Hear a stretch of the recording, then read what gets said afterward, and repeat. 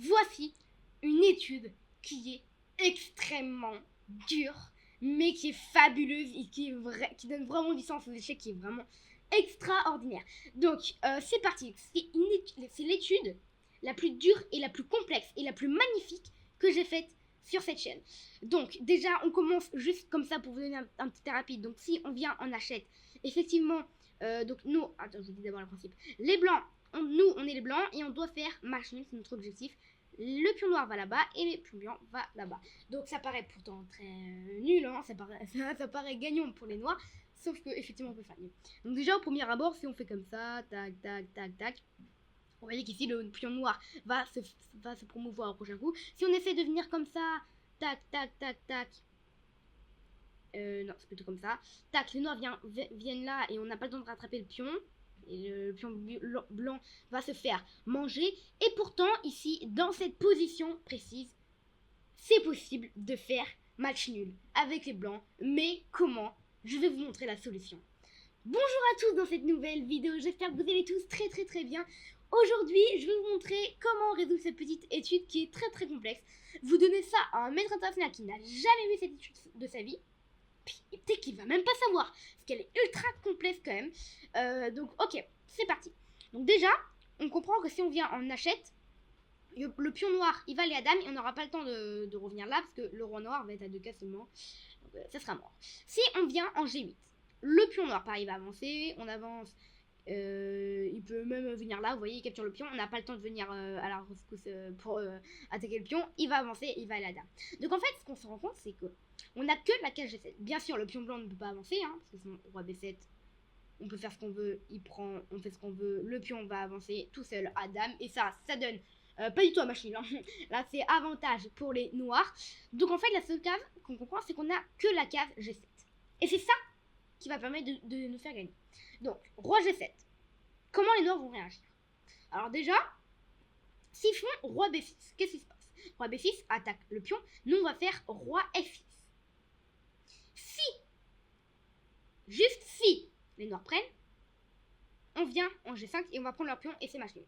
Mais si les noirs avancent, ici, on a roi E5. Pareil, si les noirs prennent, on a roi F4, le pion va avancer et bim, on a ça. Et vous voyez, le pion va être mangé dans les prochains coups.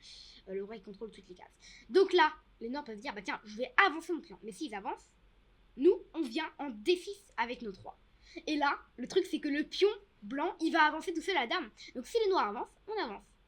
S'ils avancent en dame, on fait dame. Et là, vous pouvez avoir, les noirs vont avoir beaucoup d'échecs. Mais ça ne va servir à rien parce que nos 3 vont juste se décaler. Il va pas se mettre là, hein, parce que sinon, il se prend quand même une attaque double, vous voyez. Mais il va juste se mettre là et ça va être bon, quoi. Donc les noirs peuvent décider de faire ça. Mais là, on a roi D7. Et là, justement, si les noirs se transforment en dame, et bah ici, on a dame C8, échec en plus. Donc là, c'est nous qui va donner l'échec. Donc vous voyez que ça, c'est pas du tout bon.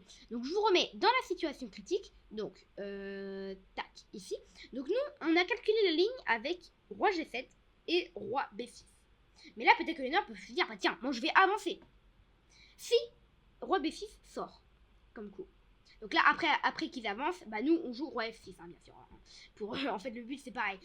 D'essayer de capturer le pion, mais en même temps, de venir en D8 pour promouvoir quand même le pion blanc. C'est le plus important. Donc là, les noirs, s'ils jouent roi B6, encore très très fort, et bah nous, on joue roi E5. Pareil, on va essayer d'aller chercher le pion noir, mais en même temps, d'aller promouvoir le pion. C'est toute la logique. Mais si les noirs se disent, tiens, je vais avancer encore une fois, et bah là, on ne fait pas roi E5. Parce que roi E5, ça mène directement à nulle part. Parce qu'après roi E5, on avance. Si les blancs décident d'avancer, vous voyez, il y a roi B7, roi C8 et dame qui arrive au prochain coup. Donc ça va pas. Et donc, à ce moment-là, dès que les noirs viennent de jouer H3, on joue roi E6. Roi E6, alors faites pas attention à la barre, parce que la barre est comme n'importe quoi. Là, je suis allée dans définir une position, donc là, c'est pas le vrai jeu. Vous voyez, pardon, là, le roi, je peux le mettre tout là-bas, par exemple. Bref. C'est le roi. Donc là, dès qu'il joue H3, le roi, il vient en E6. Et en fait, le pion, il va être promu pareil que le pion noir. Donc par exemple là, s'il décide de faire roi B6, on va dire. S'il décide de faire roi B6, on joue roi D7. Et notre pion va avancer tout seul. Donc par exemple, il avance, j'avance, il avance, il fait dame, bah bim, on avance et on fait dame. Donc ça, vous voyez, c'est pas possible. Donc imaginez, il pousse. et bah nous on pousse. Et si le roi vient, on vient pareil et on va faire dame au prochain coup. Et s'ils poussent et ils mettent en dame, et bah nous on pousse et on met en dame. Et c'est sur échec. Et ça, je peux vous assurer que c'est totalement nul et que le seul moyen de gagner, c'est que le roi se retrouve là, on vient là, il bouge et on capture la dame, vous voyez. Mais c'est le seul moyen de gagner, à part un échec et mat, mais vraiment minable. On va dire, je sais même pas si ça existe, je crois que ça peut exister quand même. Non, je vois même pas comment. Ah oui, ok, ouais, ça peut exister comme ça. Mais il faut vraiment que les noirs fassent pas du tout attention pour se prendre un mat comme ça. Et si les noirs font que les échecs, vous voyez, non, ça n'arrive pas quoi. Donc c'est une extraordinaire étude, donc je vais la répéter pour quand même que vous compreniez la situation. C'est vraiment extraordinaire. Mais moi, vraiment, j'adore faire des vidéos sur YouTube, sur des études, parce que c'est impressionnant. Hein. Là, on peut se dire qu'on est totalement foutu en étant les blancs. Et pourtant ici, c'est match nul. C'est impressionnant. Donc les coups H4, bim, roi G7. Pardon, c'est au blanc de jouer là. Blanc de jouer, bim, roi G7. Donc là, H4. Bim, vous voyez, on fait pas un détour comme ça. Pour se dire, tiens, je vais soit promouvoir, soit attaquer le pion. On va faire les deux en fait, grâce à ça. On va en même temps attaquer le pion, en même temps, vous voyez, promouvoir le pion. Donc c'est vraiment une étude extraordinaire. Donc là, le truc c'est, donc là imaginons on va jouer roi là par exemple, là bim, voilà. Si le pion noir pousse, on vient là, il pousse, on pousse, voilà, il pousse dame, on fait dame, vous voyez, ça va.